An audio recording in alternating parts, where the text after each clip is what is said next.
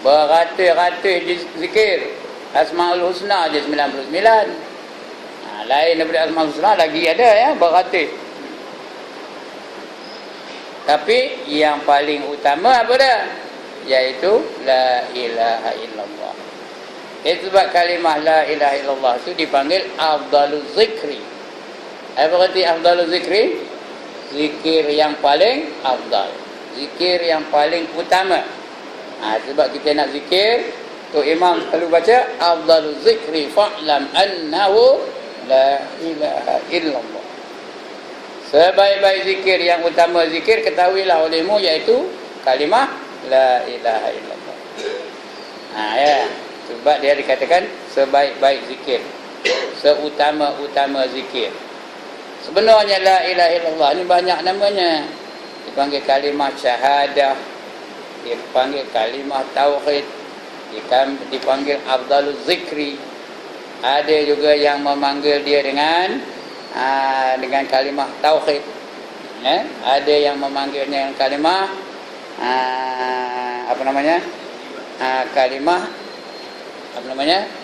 dah lupa saya. Banyak namanya. Afdaluz zikri, kalimah tauhid, kalimah syahadah, kalimah penyaksian dan sebagainya. Itu namanya banyak. Baik, kita baca senang. Berkata para ulama rahimahumullah. Ramai ada? Para ulama rahimahumullah, mudah-mudahan dirahmati Allah mereka itu. Itu rahimahumullah. Kalau seorang rahimahullah, kalau dua orang rahimahumallah. Kalau dua orang, kalau ramai rahimahumullah. Zikir yang utama ialah yang diucapkan oleh hati dan lisan serentak. Hati pun ingat, lisan pun menyebutkannya, ya. Tapi kalau mulut sebut lain, hati ingat lain, itu tidaklah utama. Macam kita tahlil nuri juga lah, ya. La ilaha illallah, la ilaha illallah. Mulut nyebut la ilaha illallah, hati ingat apa? La ilaha illallah, la ilaha illallah. Mulut ke nasi, la ilaha illallah, la ilaha illallah, la ilaha illallah. Mulut kuning ke mulut putih, la ilaha illallah, la ilaha illallah, la ilaha illallah. Jangan-jangan kau tercanai aja kot. La ilaha illallah, la ilaha illallah, la ilaha illallah. Kau tercanai boleh tahan. Jangan-jangan biskut mayat aja kot. La ilaha illallah. Kena tahu ke apa biskut mayat? Itu tak ada kualiti. Yang dapat biskut mayat aja lah. Kalau malam tak ada biskut mayat, kalau ada, pahalanya tak ada apa-apa. Dia nak serentak. Lidah dengan hati itu serentak berzikir. Lidah menyebut la ilaha illallah, hati ingatkan Allah. Jika dibandingkan antara keduanya, maka berzikir dengan hati tentu lebih utama dari berzikir dengan lisan semata-mata.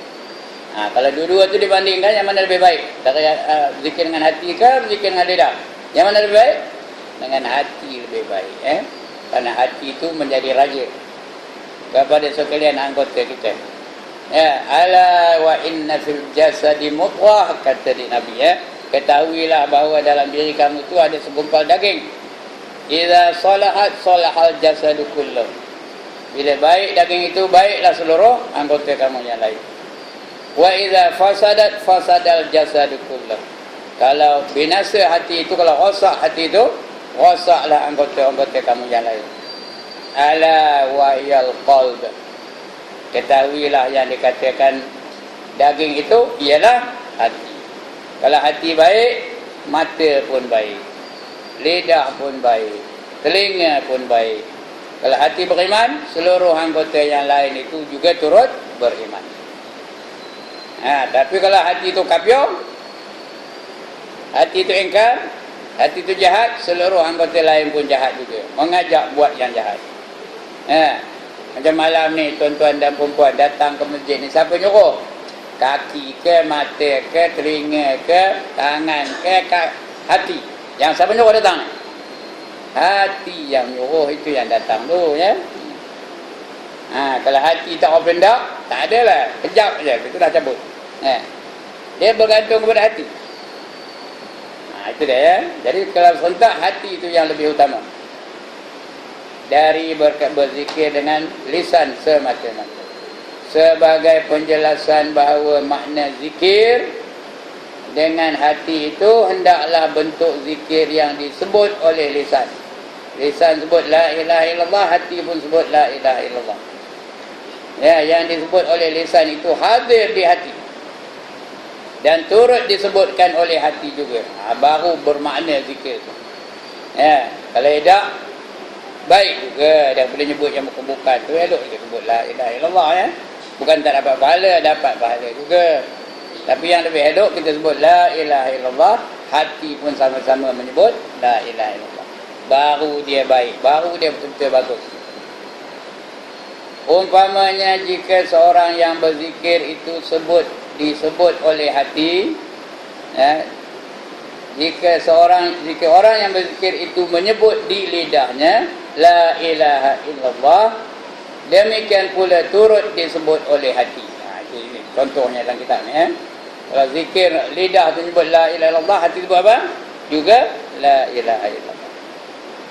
Boleh juga diartikan zikir dengan hati itu bahawa makna zikir yang disebut oleh lisan itu dihadirkan di dalam hati. Apa makna kita sebut dalam bentuk lisan tu? Hadir hati kita menyebutnya ya. Kalau tengah tadi kita sebut subhanallah, subhanallah, subhanallah, itu lisannya. Hatinya apa? Apa kita sebut? Maha suci Allah, maha suci Allah, maha suci Allah. Kita mensucikan Allah. Bermakna Allah itu sempurna, tak ada kekurangan, tak ada kecacatan, tak ada kelemahan, tak ada apa-apa kekurangan lah. Sempurna Allah itu. Itu kita mensucikan Allah. Itu kita sebut maha suci Allah. Hati itu menyebut maha suci Allah. Mulut sebut subhanallah, subhanallah. Sebut tu biar betul-betul. Jangan subhanallah, subhanallah, subhanallah, subhanallah. Apa benda ya? Tuan-tuan. Apa benda sebut tu? Subhanallah. Sebut subhanallah, apa benda sebab? Dia nak sebut macam mana? Subhanallah, subhanallah. Laju ke perlahan tak ngapa asalkan betul. Ya? Alhamdulillah betul, sebut betul. Alhamdulillah, alhamdulillah, alhamdulillah. Ini kadang-kadang sebut apa? Kena sebutnya hamlah, hamlah, hamlah, hamlah, hamlah. Apa benda ni? Dia anda alhamdulillah, segala puji bagi Allah. Kalau boleh buat laju, tak apa, laju lah. Tapi kalau tak boleh laju, kalau dia laju tu lain bunyinya, sebut pelan-pelan. Alhamdulillah, alhamdulillah, alhamdulillah. Baru bermakna begitu ke Allahu Akbar tanya Allah Akbar, Allah Akbar, Allah Akbar, Allah Akbar. Apa benda ni ya? Jadi sebut betul-betul. Umpamanya jika seorang itu berzikir dengan lisannya la ilaha illallah, maka makna ayat tersebut yang mengertikan ketuhanan yang Maha Esa itu dihadirkan di hatinya. Wallahu a'lam, kata di pengarang ya. Udahlah tu, benda itu udahlah tu, tak ada lagi dipanjangkannya lagi. Ya, udahlah tu. Bukan wallahu a'lam habis ngajar lagi. Tapi bab itu habis. Ya. Berkata Hujjatul Islam, ini gelarannya Hujjatul Islam, gelarannya Hujjatul Islam. Namanya Imam Al-Ghazali, namanya Ghazali. Dia digelar sebagai imam kerana dia pemimpin di zaman dia. Mayang dia pimpin, segala fiqh-fiqh dia pimpin, tasawuf dia pimpin. Itu dengan Imam Al-Ghazali. Ya, rahimahullah. Tengok ni, dia tak ada rahimahumullah. Rahimahullah. Seorang je. Rahimahullah.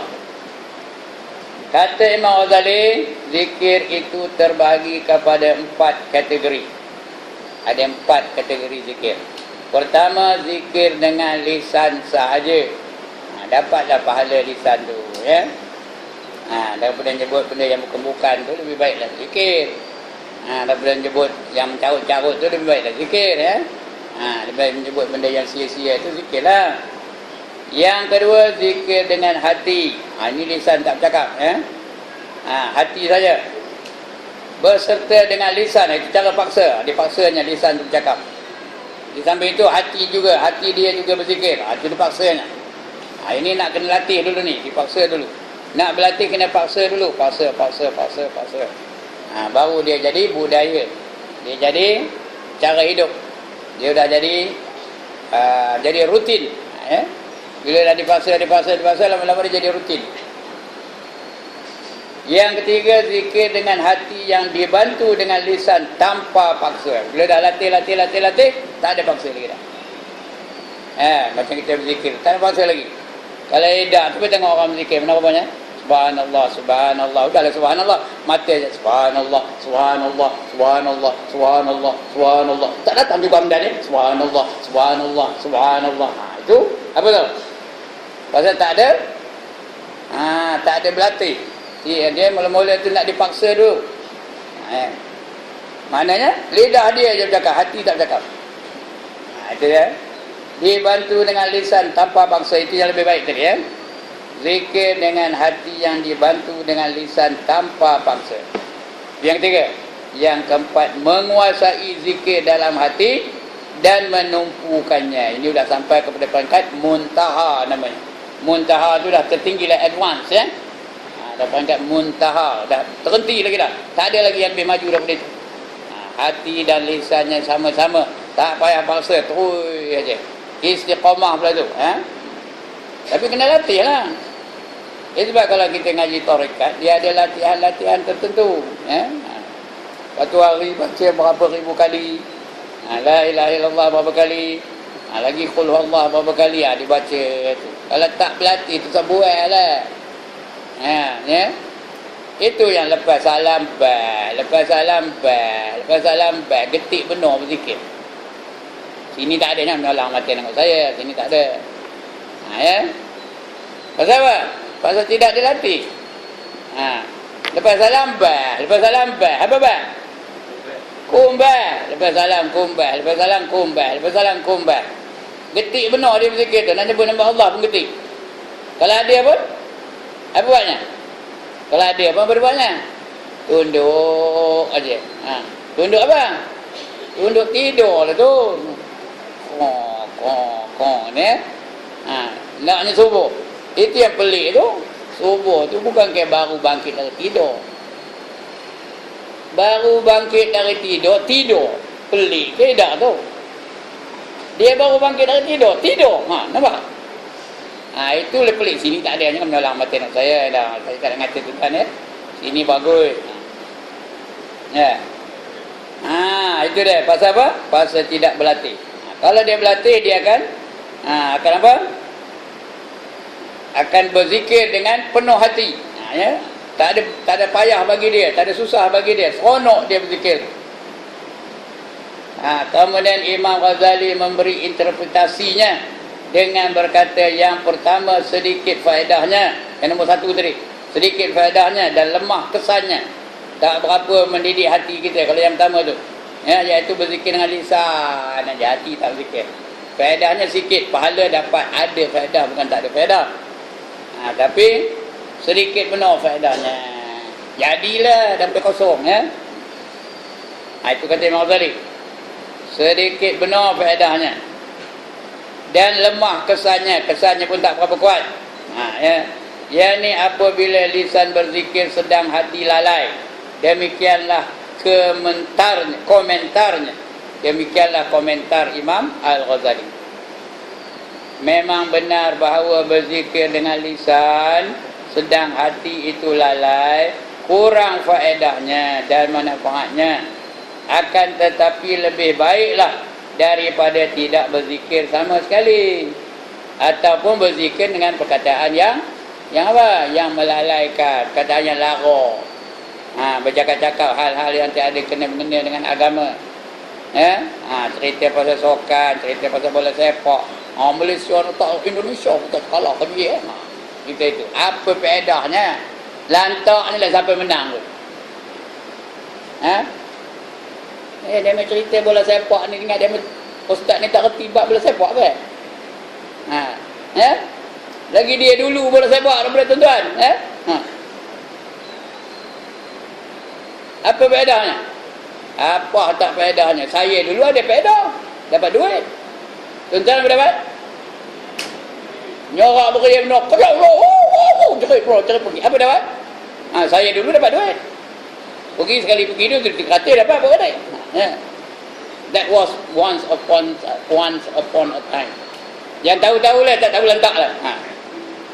Ya. Ini apa dapat? Apa tak dapat?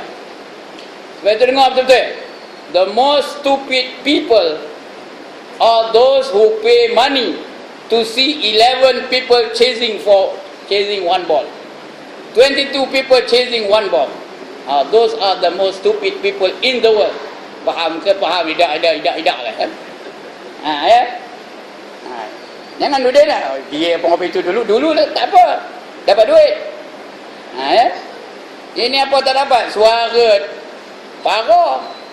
Kalau suara serak ngajur macam saya ni boleh tahan lah. Ini suara serak apa tak? Nyorok, kojoyo. Wah, bingung betul ya Allah. Ya? Udah ada yang menyolong mati itu, dah ada yang makan benar tu. Ya. Tak payahlah. Daripada kerja lebih baik. Subhanallah. Itu lebih baik, ya.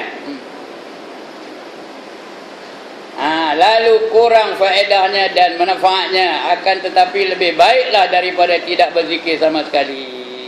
Setengah orang bertanya kepada para arif. Arif tu orang yang tahu betul ya. Kalau kami arifin, kalau seorang arif, kalau perempuan arifah, ya, tu orang yang faham tu, orang yang tahu. Kita orang Melayu lain, ramai pun arifin. Ada seorang pun arifin. Padahal arifin tu betul apa? Patutnya ramai arifin. Tu ramai tu. Tapi orang Melayu seorang pun namanya arifin juga. Itu orang Melayu lah. Tapi saya pun orang Melayu juga. Mudah nama saya bukan arifin. Kalau tak, saya tak berani nyebut itu.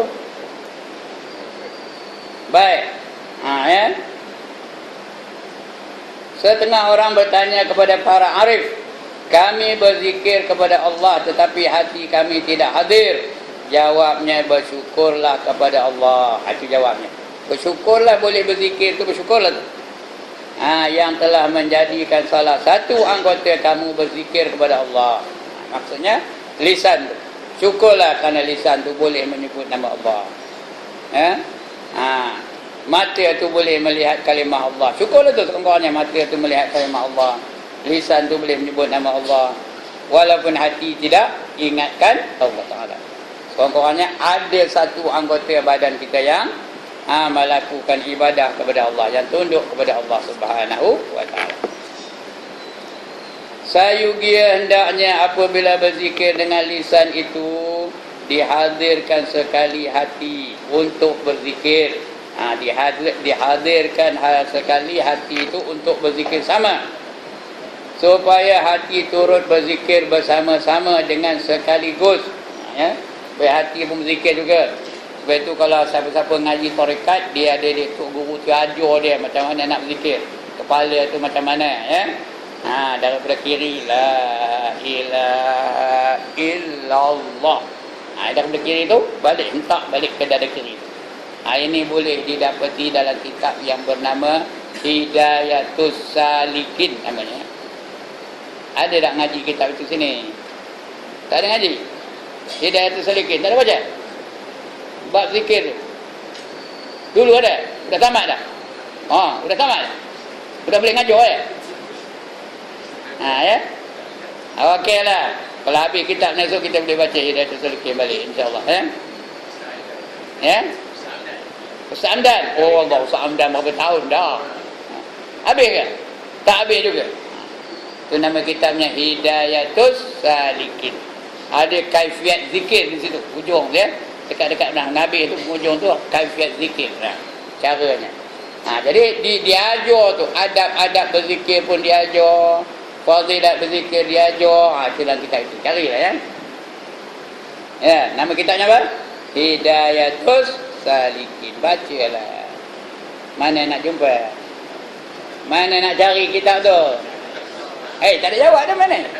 Mana nak cari kitab tu? Di kampung. Ya. Okey. Mana kita dah hilang ya? Bersyukurlah kepada Allah yang telah menjadikan salah satu anggota kamu berzikir kepada Allah. Maksudnya lisan. Sayugialah hendaknya apabila berzikir dengan lisan itu dihadirkan sekali hati untuk berzikir sama. Dengan mulut saja, dengan lidah saja, hati pun nak berzikir sama. Supaya hati turut berzikir sama-sama lisan sekaligus. Seperti sekaligus tu serentak. Kata orang putih apa? Serentak. Ni kuis perdana malam ni. Serentak dekat orang putih apa? Ya Allah, dia minta kerti kat orang putih ya. Ini pelajar ni. Pelajar apa? Tengok apa? Apa katanya? Sekaligus apa? Serentak apa?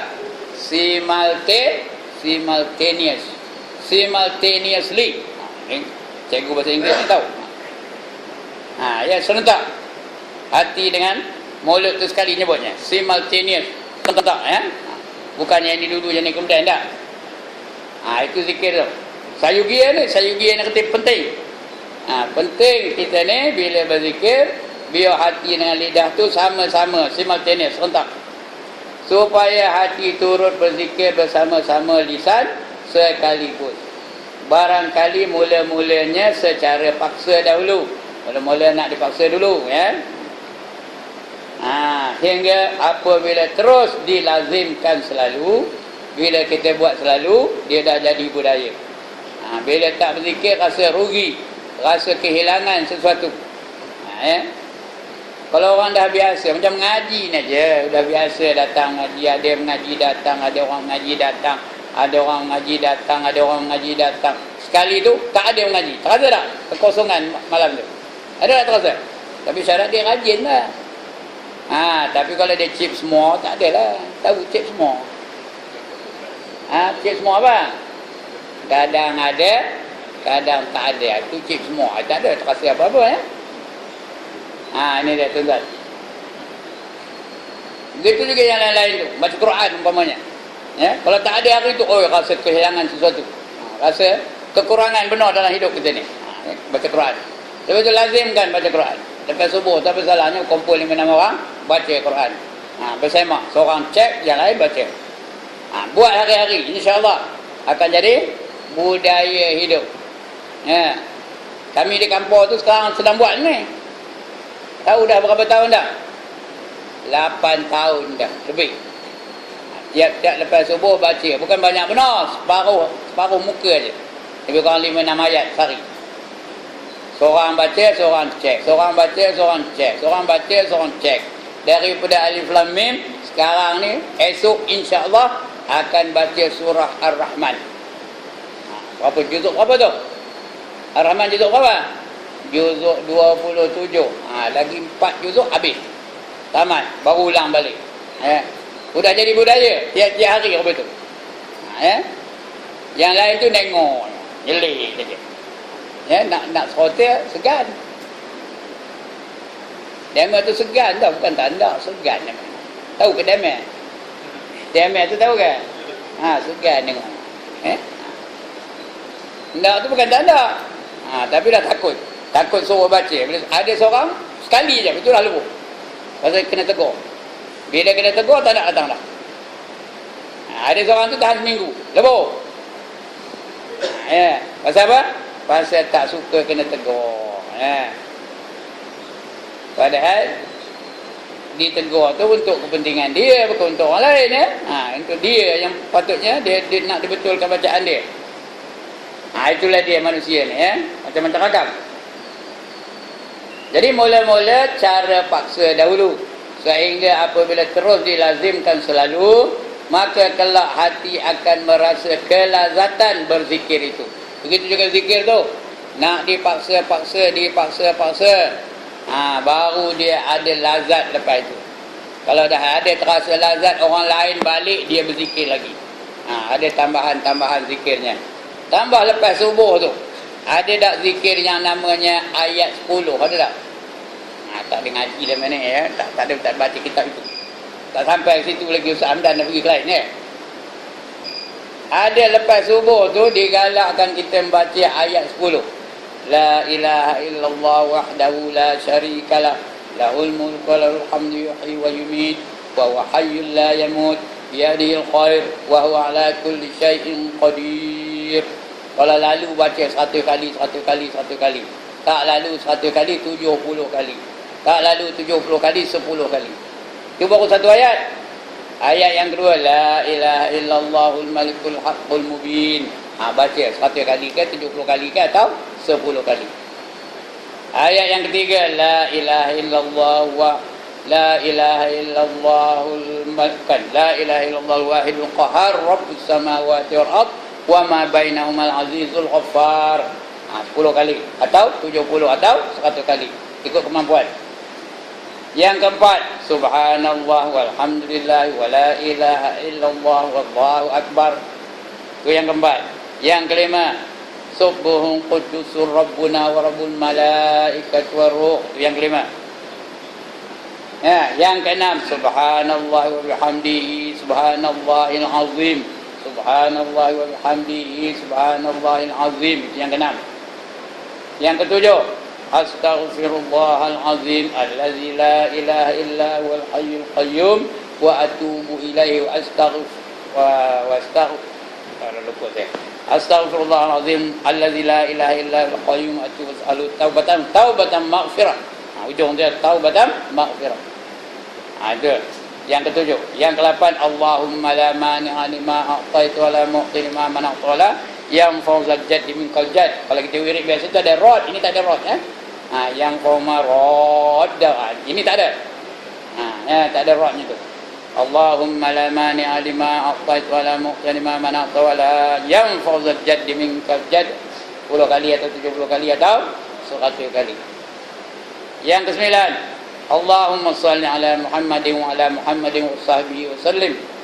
Itu yang ke-9. Yang ke-10, bismillahirrahmanirrahim la yadurru ma'asmihi syai'un fil ardi wa la fis sama' wa huwas sami'ul alim.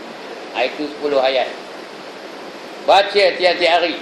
Kalau lalu 100 kali, 100 kali, 100 kali, 10 ayat berapa? Kalau 10 ayat berapa? 1000 kali semuanya.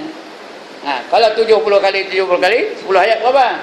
700 kali. Orang pemalas, orang penyegan, orang lazy, orang apa lagi? Berat tulang, baca 10 kali. Kawan-kawannya 100 ayat dia baca dah. Baca, cari kitab namanya apa?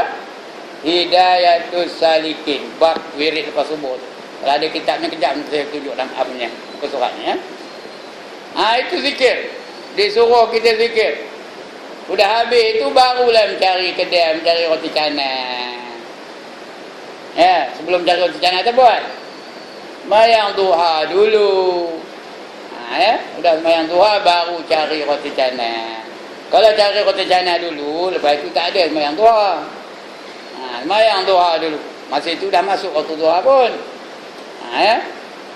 Duha ni membuka rezeki tahu. Kalau siapa yang sempit-sempit rezeki selalu sembahyang duha. Kerana di antara doa sembahyang duha tu apa? Kalau rezeki itu di langit turunkanlah, kalau di bumi keluarkan. Tak pernah dengar ke lagunya pagi tu. Kalau di bumi keluarkanlah lagi. Kalau sukar dipermudahkanlah, kalau haram disucikanlah. Tak pernah dengar kan? Itu dia. Waktu duha tu fadilatnya mengeluarkan rezeki di mana-mana saja rezeki itu berada akan diberi kepada kita, dikeluarkan untuk kita. Itu dia. Zikir kena rajin berzikir. Jangan malas no. Lepas salam bal, lepas salam bal, lepas salam bal, lepas tu kerodong. Tahu apa kerodong?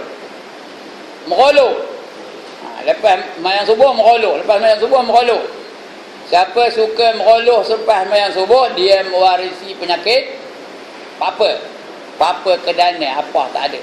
Ilmu tak ada, harta tak ada, ibadah tak ada, pahala tak ada, apa tak ada. Itu penyakit apa kedana. Siapa suka meroloh lepas asar, dapat apa? Penyakit gila, betul. Penyakit gila. Gila ni bukan gila tanya umutan aja. Gila dunia, gila apa lagi? Gila perempuan, gila harta, gila macam-macam gila dalam dunia banyak benda gila ya. Alright, baca balik. Kan panjang benda rapik-rapiknya. Barangkali mula-mulanya cara paksa dahulu, sehingga apabila terus dilazimkan selalu, maka kelak hati akan merasa kelazatan berzikir itu. Zikir ni kadang-kadang dia jadi lazat, tapi syaratnya apa? Istiqamah. Kalau kita istiqamah, insya-Allah dia datang kelazatan. Kerana lazat itu dari Allah. Bila kita berlatih, datanglah lazat itu. Macam orang bersokan juga. Mula-mula letih, pensan, kenal tu ya. Tapi lama-lama datang lazatnya, dah seronok pula rasanya. Kalau tidak, sampai tua lah malas berzikir. Sampai dah umur 72, malas lagi berzikir. Tahu 72? Ada ke kami tengok siapa orang umur 72? Ya Allah, tak kenal dah siapa umur 72? Tuan Ibrahim lah. Tuan tu saja bubuh sendiri tu. Malah penyegan lagi.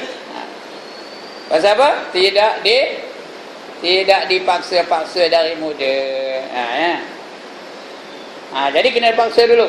Sehingga apabila terus dilazimkan selalu, maka kelak hati akan merasa kelazatan berzikir itu. Hingga terpancarlah cahaya menyinarinya. Bila rajin berzikir tu bercahaya dia. Kita tengok muka dia tu pun selesai masalah kita. Ada tak tuan-tuan tengok muka tuan guru? Jangan tengok muka ini tuan guru dia ngajar kejap je, bukan tuan guru ni. Muka tuan guru bila kita tengok muka dia jeroni aja rokok. Rasa-rasa selesai masalah. Ada tak?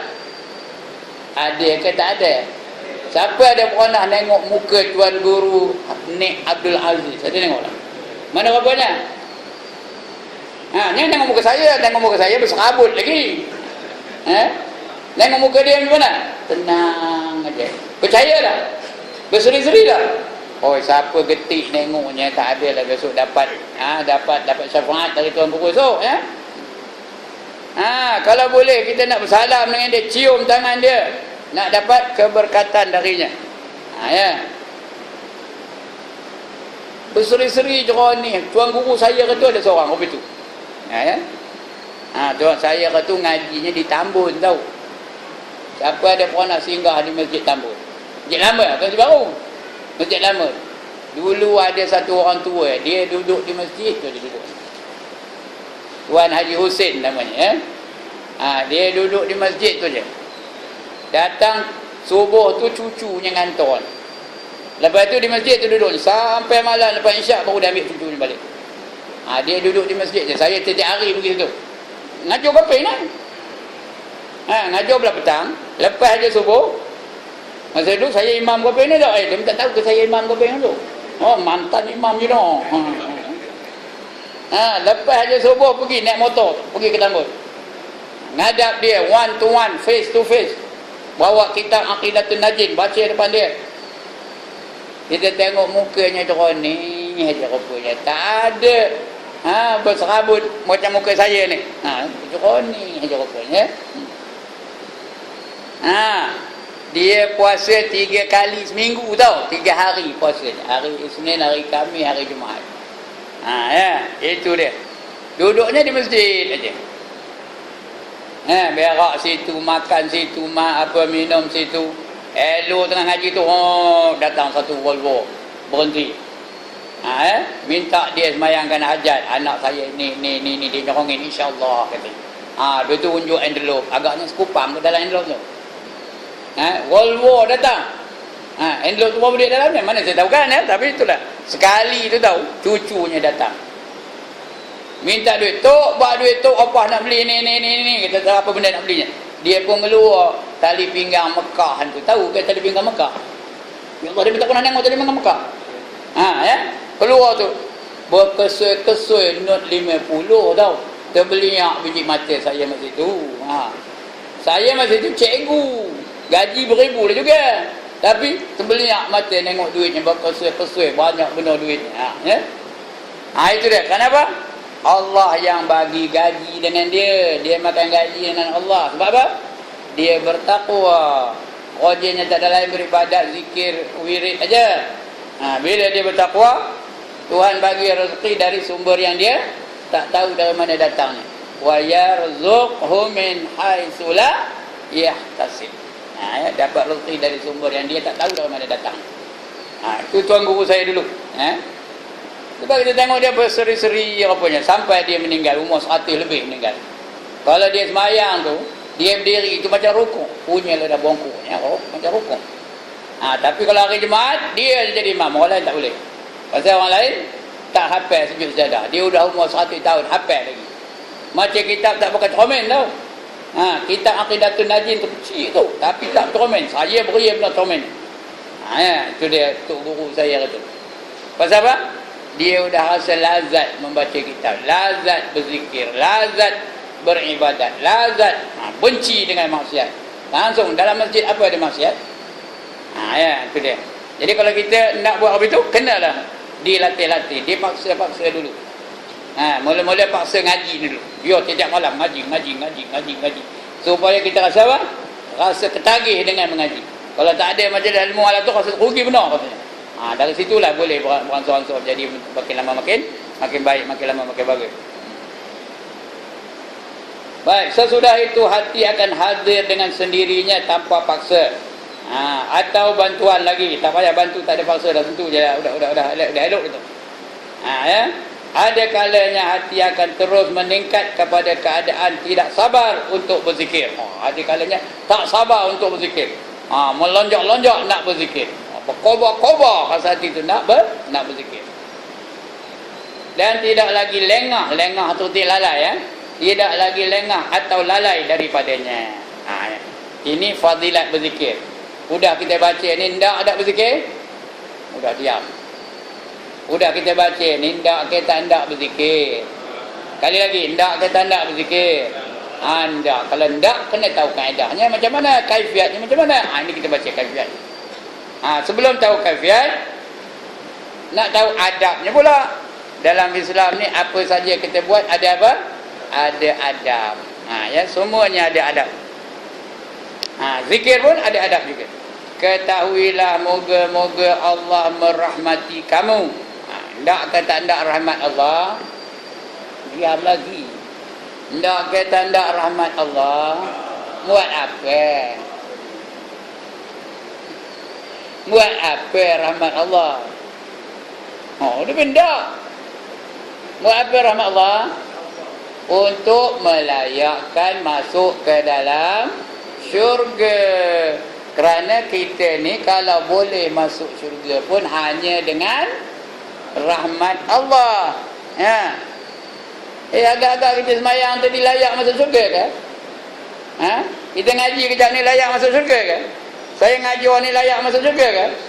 Tak ada. Kita hanya layak masuk syurga dengan rahmat Allah, bukan dengan ibadah kita. Saya dah cerita di sini. Ada seorang habis tu 300 tahun beribadat. 300 tahun tuan-tuan. Kita mana ada 300 tahun? Kemudian bila ditimbang banyaklah pahalanya. Lalu Allah khabar, wahai malaikatku, pimpin pemuda ini, masukkan dia dalam syurga dengan rahmatku. Ketika itu dia action benar. Ya Allah, aku tak sia masuk syurga dengan rahmat kamu katanya. Dia tanda, ini aku podah masuk syurga dengan rahmat kau katanya. Aku nak masuk syurga dengan apa? Dengan ibadah aku katanya. Aku semayang rajin, aku dah 300 tahun semayang, aku layak, I think I am qualified to go into heaven katanya. Dia minta pernah dengar cerita ni. Macam tak beranak aja. Aku layak masuk syurga tanpa rahmat kamu katanya. Kata Allah, baik kata Allah. Okey kata Allah. Tak ada Allah kata okey saya tu ya. Kita timbang mana lebih berat, ibadah kamu ke nikmat yang aku bagi kamu. Maka ditimbang ibadah selama 300 tahun punya ibadah dibanding dengan nikmat yang Allah bagi. Bukan semua. Sebelah mata je dikeluarkan, sebelah mata ditimbang. Sebelah ni pahala ibadahnya. Mana berat? Tengok berat lagi sebelah mata. Belum lagi 12 mata, sebelah mata pun dah tak timbang. Yang dah tak apa? Tak dapat nak menandingi sebelah mata tu. 300 tahun punya ibadah tak boleh menandingi sebelah mata. Jadi Allah kata, tengok ibadah kamu tak layak memasukkan kamu ke dalam syurga. You see, your 300 years of ibadah does not qualify you to go into heaven. You are not qualified to go into heaven. Therefore, tak tahu dia menyambung ni. Therefore, you go to, tak tiap kamu putih dia mana? Therefore, you go to hell. Malaikat tarik orang ni, masukkan dia ke dalam neraka. Baru dia selenda. Tahu ke selenda? Bukan minyak selenda. Apa? Baru dia ngaku kalah. Ya Allah, ampunkanlah dosa aku ya Allah. Janganlah masukkan aku ke dalam neraka. Masukkanlah aku dalam syurga dengan rahmatmu. Ujung ayat tadi, wallahu ghafurur rahim. Allah dan Allah Maha Pengampun lagi Maha Mengasihani. Maka Allah ampunkan dosanya. Masuklah dia dalam syurga. Tapi masuknya apa? Dengan rahmat Allah, bukan dengan ibadatnya. Ya, itu yang kita hendak, rahmat Allah tu ya. Jadi mudah-mudahan kita ni dapat rahmat Allah. Bahawasanya zikir itu mempunyai beberapa tertib, beberapa adab. Bukan terus zikir aja, ada adab dia. Dalam Islam ni semua ada adab. Ya. Nak mamam ada adab, nak berjalan ada adab, nak mengaji ada adab, nak ngajar ada adab. Ya, nak ada adab. Ada tak adab Ada ya. Nak pun ada adab. Lagi? Apa yang tak ada adab? Semua ada adab belaka. Nak ambil wuduk ada adab. Nak mandi hadas ada adab. Segala pun ada adab. Jadi bahawasanya zikir itu mempunyai beberapa tertib, dan bahawasanya menghadirkan hati ketika lisan sedang berzikir itu adalah salah satu tertib zikir yang terpenting dan yang dituntut. Itu yang terpenting dan dituntut pula tu ya. Hati mesti hadir ketika kita berzikir. Hendaklah anda memelihara tertib ini sebaik-baiknya. Kena pelihara betul-betul. Kerana orang yang berzikir itu tidak akan mencapai sesuatu faedah. Dan faedah-faedah zikir dan tujuannya yang utama melainkan dengan menghadirkan diri. Kalau hendak akan faedah, hendak akan manfaat zikir tu kena hadirkan hati tu ketika berzikir. Jangan lara, jangan lalai. Macam semayang juga. Semayang, badan tu semayang, lidah tu bercakap, hati pun turut hadir. Sebab itu kalau kita lalai dalam semayang, Tuhan nak bagi apa? Orang lalai dalam semayang, Tuhan nak bagi apa? Neraka wail. Wa wailul lil musallin allazina hum an salatihim sahun. Neraka wail lah bagi mereka-mereka yang semayang, yang mereka itu lalai di dalamnya. Sebab itu kita kena faham makna dalam semayang. Baca kitab yang bernama Sairus Salikin, ada di situ. Cara-cara nak khusyuk. Dia mesti ada 6 benda di situ nak kena khusyuk semayang.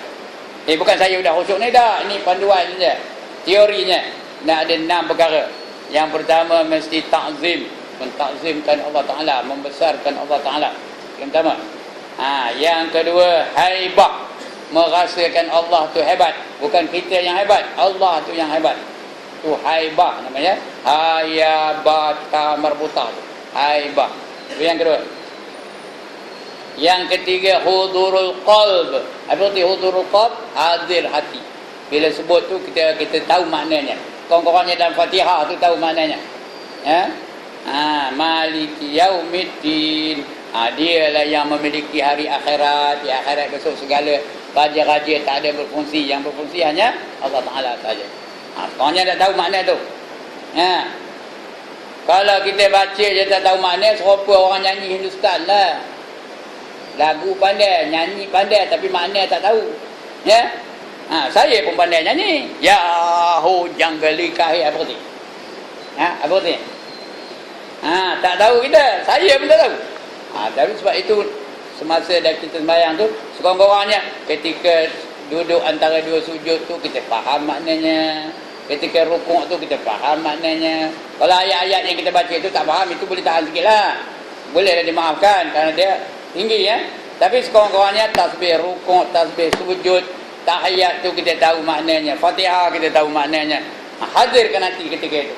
Barulah dapat pahala semayang, ya. Kalau tidak, dapat juga. Dapat apa? Neraka wai. Neraka wai itu apa? Satu lembah dalam neraka Jahannam yang kalau seekor burung terbang dari tepi ke tepi memakan masa 500 tahun penerbangan. Itu neraka wai. Siapa hendak angkat tangan? Ya. Ini dia, ya. Jadi tanpa hadir tu semayang tak apa itu juga, nak hadir. Itu yang ketiga, hudurul qalb. Ya. Yang keempat, ketika semayang tu, tak ada rasa takut, khauf. Tak ada rasa takut. Takut tak terima ibadah kita.